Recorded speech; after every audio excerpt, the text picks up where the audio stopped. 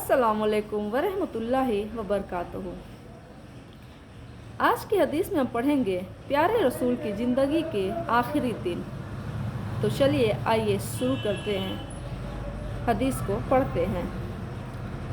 कुरान प्यारे रसूल का आखिरी रमज़ान। कुरान को आहिस्ता आहिस्ता अल्लाह ताला ने दुनिया में भेजा। अल्लाह ने उसको आपके सीने में महफूज रख दिया। दूसरे सहाबा उसको याद करते और अपने अपने पास लिखते रहते थे। इस सब के साथ साथ जब प्यारे रसूल रमज़ान शरीफ में कुरान को दोहराते और हज़रत जिब्राइल फरिश्ते के कुरान को सुनते और अपना सुनाते। लेकिन आखिरी रमज़ान में आपने दो बार सुना और सुनाया। प्यारे रसूल फरमाते थे कि मैं इससे यही समझता हूँ कि मेरे जाने का समय करीब आ गया। इसी तरह हर साल रमज़ान में 10 दिन मस्जिद में इत्तिकाफ़ करते, लेकिन वफ़ात वाले साल 20 दिन इत्तिकाफ़ किया। प्यारे रसूल जिलहिज्जा के आखिरी में हज करके मदीना मुनव्वरा तशरीफ़ लाए। उसके 2 महीने बाद 26 सफ़र पीर के दिन सन 11 हिजरी को आपने रूमियों के मुकाबले में एक लश्कर को भेजा। लेकिन उस समय सबको ताज्जुब हुआ जब लश्कर का सरदार 20 साल का जवान हजरत उसामा को बनाया।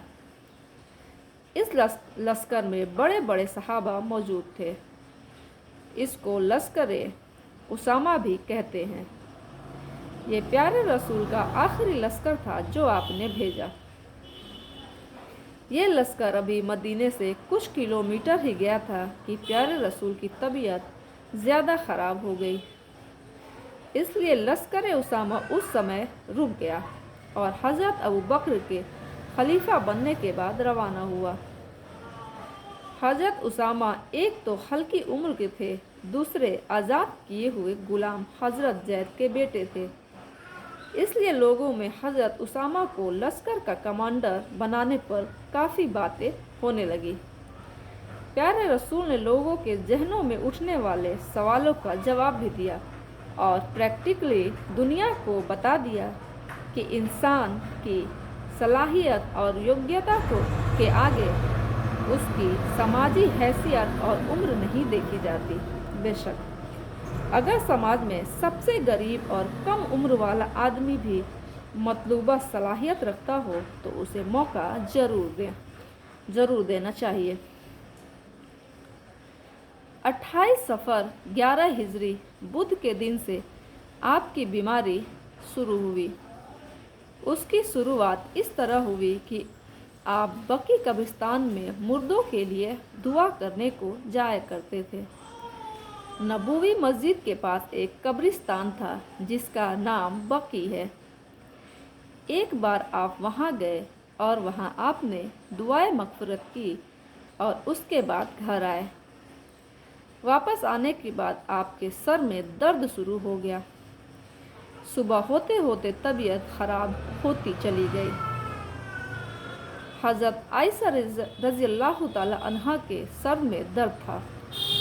प्यारे रसूल की तवज्जो हासिल करने के लिए हज़रत आयशा रज़ियल्लाहु ताला अन्हा ने ज़ोर से कहा, हाय मेरे सर का दर्द। तो आपने फरमाया, बल्कि मैं कहूँ ए आयशा, हाय मेरे सर का दर्द, यानी मेरे सर का दर्द बहुत तेज़ है। फिर आपने मजाक के तौर पे फरमाया, अगर मुझसे पहले तुम्हारा इंतकाल हो जाए तो तुम्हारा क्या नुकसान है। मैं खुद ही तुमको गुस्ल दूंगा और कफन पहनाऊंगा, फिर तुम्हारे जनाजे की नमाज़ पढ़कर दफन कर दूंगा। ये सुनकर हज़रत आयशा रज़ियल्लाहु ताला अन्हा ने बतौर नाज कहा, अल्लाह की कसम, ये सब तो आप करेंगे, लेकिन फिर उसी दिन मेरे ही घर किसी और बीवी के साथ आराम करेंगे, यानी मुझे भूल जाएंगे। वो फरमाती है, इस बात पर प्यारे रसूल मुस्कुरा दिए।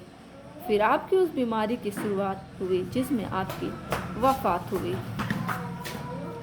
पीछे हम पढ़ चुके हैं कि खैबर में प्यारे रसूल को खाने में जहर दिया गया था, लेकिन आपने मुंह से ही उस खाने को निकाल दिया था। لیکن زہر بڑا تیز تھا، اس لیے اس کا اثر باقی رہا تھا۔ آخری عمر میں اس زہر کا اثر تیز ہو گیا تھا۔ حضرت عائشہ رضی اللہ تعالیٰ عنہ فرماتی ہیں کہ پیارے رسول نے فرمایا، اس وقت مجھے محسوس ہو رہا ہے کہ اس زہر سے میرے سہ رگ کٹی جا رہی ہے۔ بیماری کے حالات میں بھی پیارے رسول باری باری سب بیویوں کے پاس جاتے تھے، لیکن آنے جانے میں بڑی پریشانی ہوتی تھی۔ حضرت عائشہ کے یہاں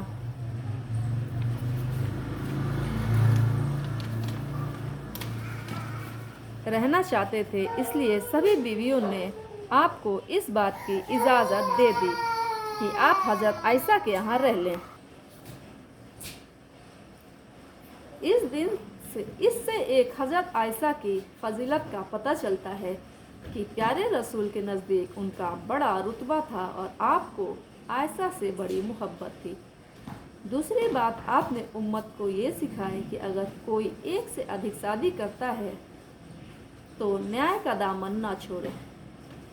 پیارے رسول سخت بیماری کی حالت میں بھی سب بیویوں کے پاس باری باری جاتے رہے۔ جب تک خوشی سے بیویوں نے اجازت نہیں دی، اس سمے تک حضرت عائشہ کے پاس نہیں ٹھہرے۔ بیماری کے دنوں میں بھی پیارے رسول نماز پڑھتے رہے۔ آپ نے 11 دن تک نماز پڑھائی۔ ایک دن عشاء کے ٹائم نماز پڑھنے کے لیے چلے تو بے ہوش ہو گئے، ہوش آیا تو دوبارہ چلے، پھر بے ہوش ہو گئے۔ 3 بار ایسے ہی ہوا۔ پھر آپ نے ابو بکر کو نماز پڑھانے کا حکم دیا۔ سمجھنے والے سمجھ گئے کہ پیارے رسول کے بعد امت کی باغ ڈور حضرت ابو بکر ہی سنبھالیں گے۔ جمعرات کے دن ظہر کے ٹائم آپ 2 آدمیوں کے سہارے سے مسجد گئے اور نماز پڑھائی اور لوگوں کو نصیحت فرمائی کہ یہ آپ کا آخری بیان اور مسجد میں آخری نماز تھی۔ اور امام نسائی رضی اللہ تعالی عنہ نے حدیث بیان کی ہے کہ جو پیارے رسول صلی اللہ علیہ وسلم نے ہمیں اپنے گھر میں مغرب کی نماز پڑھائی تو آپ نے سورہ مرسلات کی تلاوت کی۔ اس کے بعد آپ نے کوئی نماز نہیں پڑھائی یہاں تک کہ آپ رب حقیقی سے جا ملے۔ تو چلیے آج کی حدیث یہیں بند کرتے ہیں، کل پڑھیں گے، کل ایک نیا واقعہ پڑھیں گے انشاءاللہ۔ تب تک کے لیے دیجیے اجازت۔